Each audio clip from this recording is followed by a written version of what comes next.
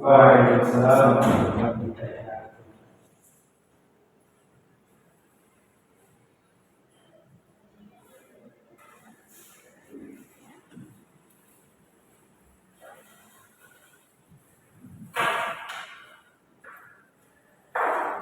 Apa kabar Anda semua? Sehat?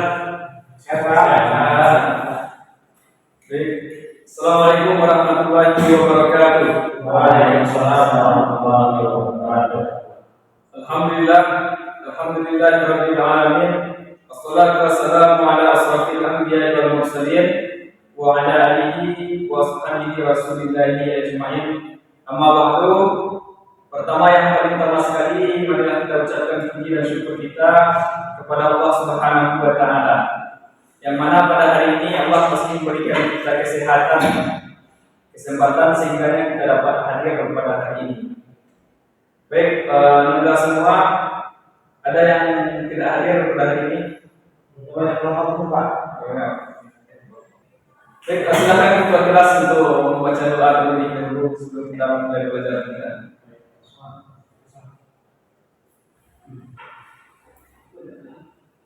Bismillahirrahmanirrahim. Rabbi shrah li sadri wa yassir li amri wahlul 'uqdatam min lisani yafqahu qawli. Amin. Baik, semoga dengan pembacaan doa tadi apa yang kita lakukan pada hari ini semoga berkahi oleh Allah Subhanahu wa taala. Baik, saudara sekalian, minggu kemarin kita sudah mempelajari tajwid dalam Al-Quran.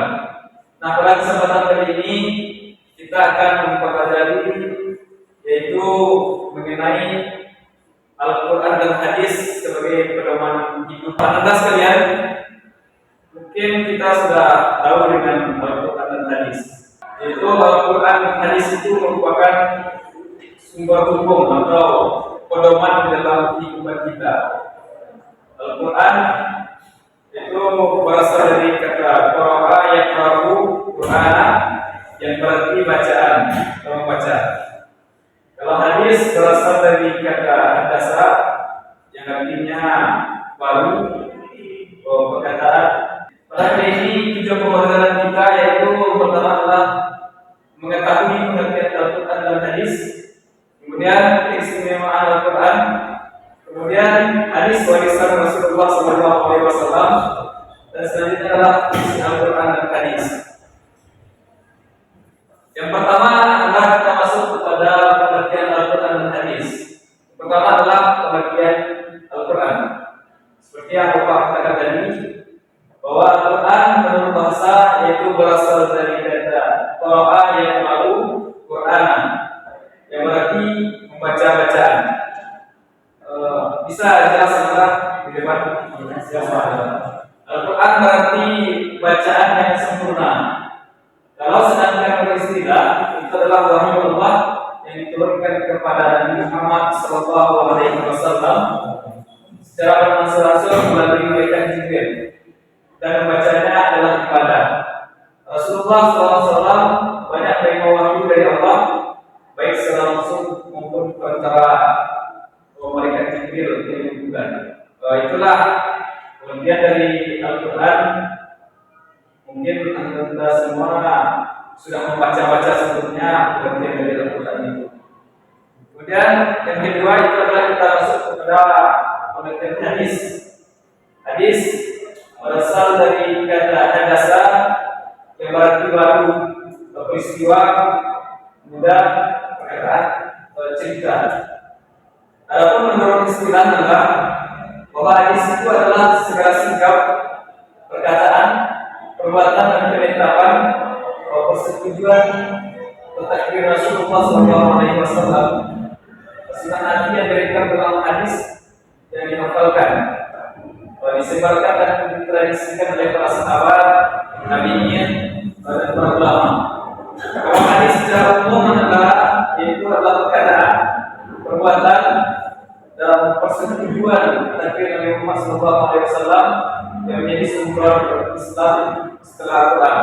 Setelah hadis itu merupakan sumber kedua setelah Al-Quran. Sumber hukum pertama kita yaitu Al-Quran.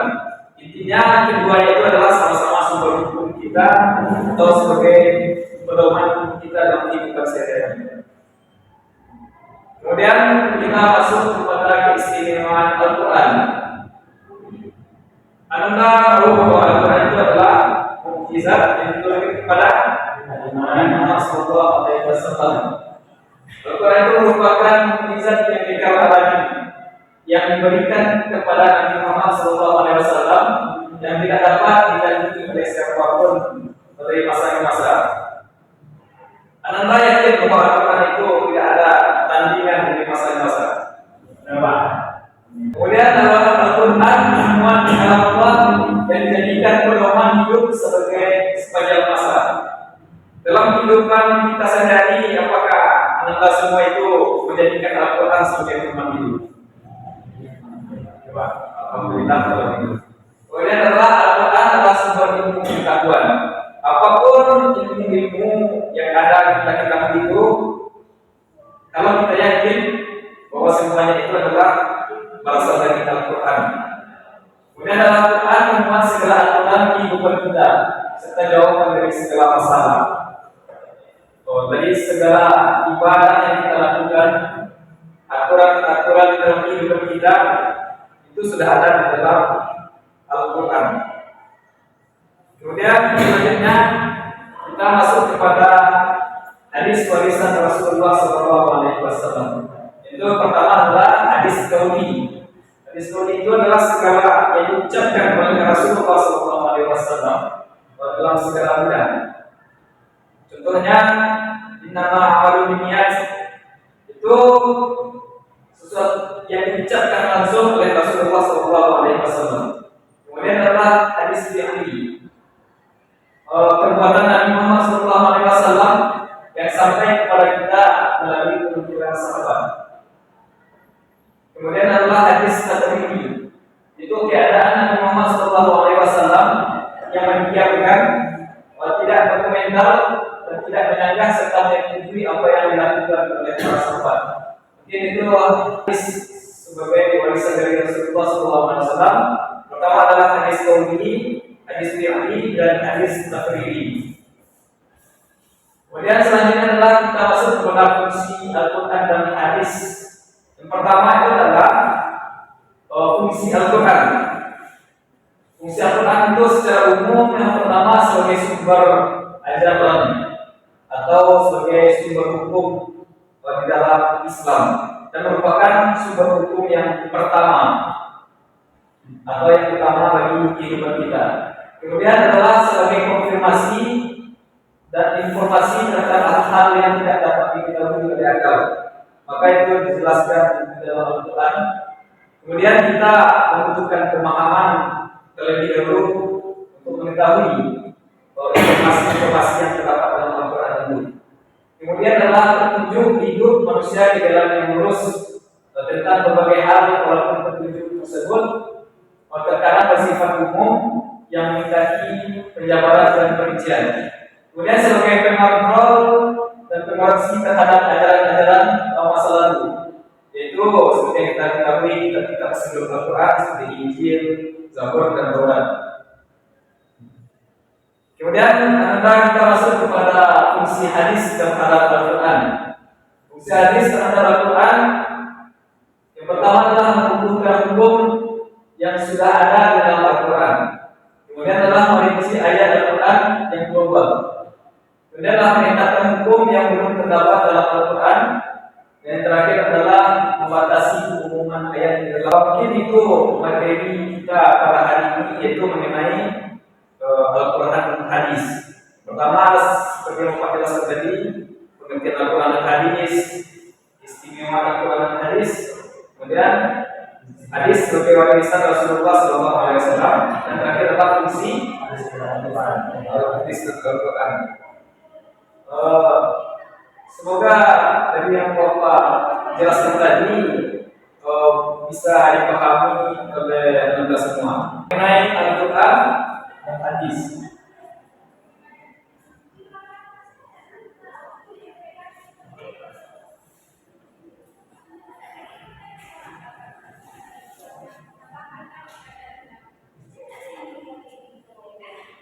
dan hadis. Setiap Bapak jelaskan tadi yaitu pertama adalah mengenai Al-Quran. Itu tadi berasal dari kata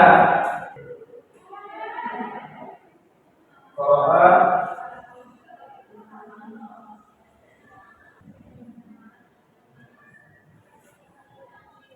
Qara'a yaqra'u Qur'an.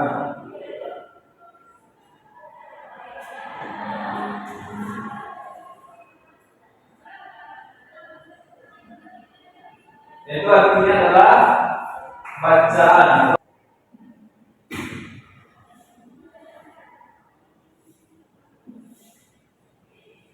Yang kedua adalah hadis.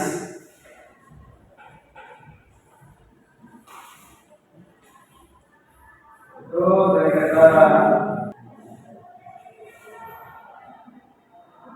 itu hadasa. Yang ketiga adalah peristiwa atau baru hingga perkataan maupun cerita. Itulah pentingnya Quran hadis dalam kehidupan kita sehari-hari. Selain sebagai petunjuk atau pedoman kita, kemudian Allah memerintahkan kita dalam surat Al-Alaq, yaitu Iqra' bismi rabbikal ladzi khalaq, bacalah dengan menyebut nama Tuhanmu. Maka dari itu dapat kita simpulkan bahwa Al-Quran itu diperintahkan oleh Allah Subhanahu wa Ta'ala untuk kita baca. Kecuali selain untuk kita baca, bahwa Al-Quran itu harus kita pahami, harus kita pelajari lebih dalam. Karena tidak semua ayat-ayat dalam Al-Quran itu dapat kita mengetahui makna atau arti dari ayat tersebut. Itu membutuhkan pemahaman dan pembelajaran yang lebih mendalam.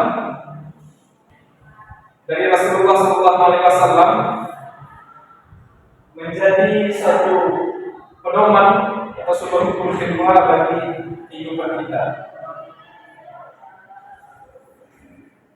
Mungkin itu penjelasan dari Bapak semua. Untuk lebih mendalami lagi, Bapak akan memberi latihan kepada kita semua.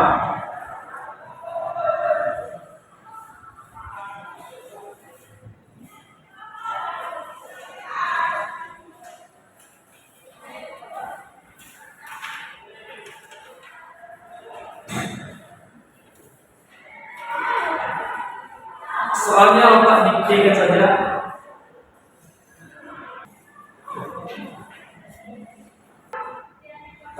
Itu soal yang pertama itu adalah akan menjelaskan perbedaan Al-Quran dan hadis.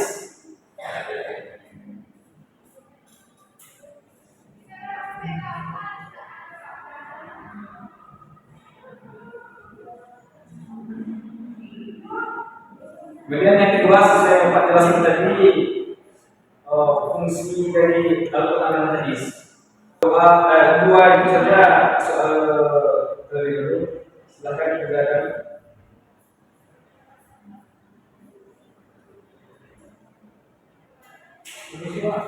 Ya. Baik.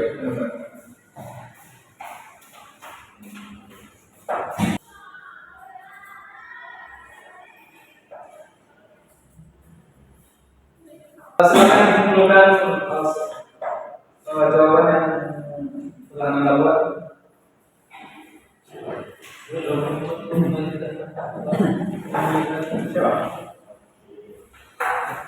Baik.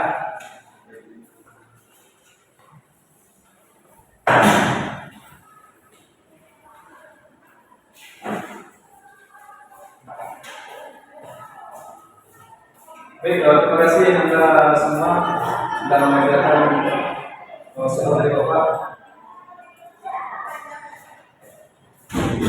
Dari materi yang Bapak jelaskan tadi, adakah Anda mau bertanya atau tidak memahami materi kita tadi? Kalau tidak ada, untuk pembelajaran kita pada hari ini kita cukupkan sampai di sini dulu. Mohon kepada anda semua untuk membaca-baca materi kita mengenai Al-Quran dan hadis. Bapak akhiri. Assalamualaikum warahmatullahi wabarakatuh. Waalaikumsalam warahmatullahi wabarakatuh.